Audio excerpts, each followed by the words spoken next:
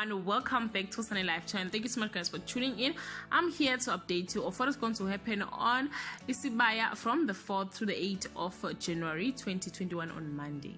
Mpihlangene complicate Fenyang's attempt to make things right. Ndandane catches Togozane and Kapela red-handed on Tuesday.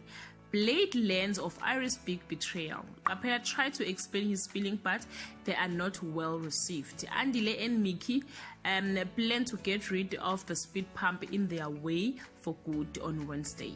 Melusi finally faces his day in court. Mickey set out on his killer mission. Fezile gets stunning news. Samsoni makes a serious choice regarding the chief on Thursday. Dabula decides to call reinforcement for his issues with his in-laws. Mkabayi learns a shocking truth that sends Fezile into a ferry. Mickey put a deadly plan in motion on Friday. Dabula makes an announcement that shocks the Ndlovu to their core. Mpihlangene continues to humiliate Fenyang and ignores Mbobozehluzi's grim warning.